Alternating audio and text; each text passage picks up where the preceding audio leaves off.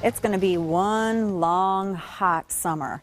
In retaliation for grilling them on everything from Benghazi, the IRS, the NSA, of course, the persecution of journalists, as payback for the questioning of the failed implementation of Obamacare. As we discussed the other day, the DOJ has been colluding with protest groups to incite countrywide diversions to the problems plaguing this administration.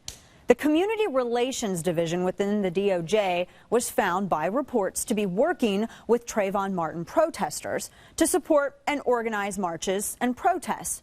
Now, the left simply says that this is just the DOJ trying to prevent some violence. So the left is finally admitting that they are, in fact, the violent ones.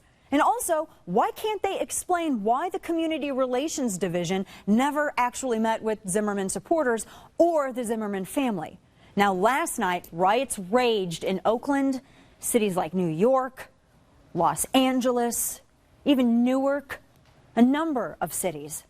Protesters walked onto the highways to stop traffic. In L.A., police were put on tactical alert as protesters marched down Crenshaw, jumping on cars and chasing bystanders and throwing rocks. They stopped into a local Walmart to riot where, according to the LA Times, some of them tried to break open the jewelry glass displays, right for Trayvon, and they assaulted a news crew.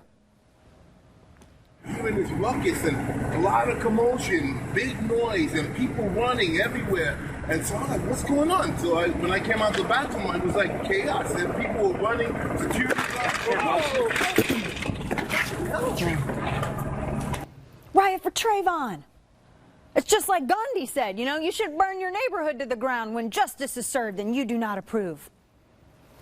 Real quote. And just like Abraham Lincoln said, you can't believe everything you read on the internet. In Mississippi on Sunday, a white jogger was attacked and beaten while assailants screamed, "This is for Trayvon." In Baltimore, a Hispanic man was chased, attacked, and beaten, with multiple witnesses telling police that the perpetrator shouted, "Justice for Trayvon." In Oakland, police stood down as protesters terrorized drivers. Occupy Oakland appeared to help with the melee. In fact, Occupy groups popped up to assist in the chaos in every city where chaos was to be had. It's convenient. The machinations of the left are on display. Occupy wasn't simply about protesting Wall Street. It was about having an on-call group of chaos to stir up contention when and where needed. Observers say that this is the result of pent-up rage. All of it finally unleashed. What? I mean, I kind of have a difficult time believing that a black president, a black DOJ, and black celebrities colluding to target an acquitted man make anyone in the black community disenfranchised. So let's look at the facts. Youth are the biggest target in Chicago. Black youth. In 2012, Chicago had 100 more murders than in New York City, 215 more than Los Angeles. And according to the Chicago Reporter and other statistics, from 2008 to 2012, half of Chicago's nearly 2,500 homicide victims were killed before they reached their 25th birthdays. In 2011, over half of the people who committed murder were under the age of 25. And according to the U.S. Census, a third of Chicago city residents are under 25 years of age. More young people are killed in Chicago than in any other city in America. You want even crazier statistics? More youth died in Chicago last year than in Afghanistan. 228 deaths versus 144. That's 228 Trayvon Martins in the span of just 1 year. So where are the riots? Where are the protests? I mean, yes, apparently they are just killing black teenagers out there, but who is they? According to the Bureau for Justice Statistics, anywhere from 8,000 to 9,000 black Americans are killed every year. And according to this same entity and FBI uniform crime reports, 93% of these murders are committed by other black Americans.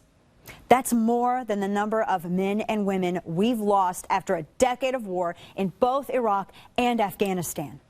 Now, if all of these people out there protesting for Trayvon are so concerned about the death of a youth, then where have they been these past 10 years? I don't believe in magic. I don't simply believe that George Zimmerman has been in all of these places all at once and has killed over 8,000 black Americans every year. I just don't believe it. And are we to presuppose that even a quarter of those cases have received justice, even gone to trial? It's a farce. It's a distraction. And if people really cared about the loss of black youth, they would be asking what the hell is going on in their communities. They would be asking why black youth are dying at an epidemic rate. This violence is a symptom of a problem. A number of Chicago communities see half their residents living in poverty. Schools are failing. Economic opportunity is hard to find. The family unit has been all but obliterated. Now, these statistics are as equally depressing. But, you know, Chicago was just the progressive utopian dream, right? This is President Obama's backyard. You have to ask why, with the first black president, are black Americans one of the demographics, along with women, so adversely affected by his policies? Why is dependence upon government assistance at an all-time high? Oh, I see change, but there's no hope to be found. And why does it take a white girl with American Indian ancestry asking these questions? Why is this not a topic of analysis on BET or One News or with Al Sharpton?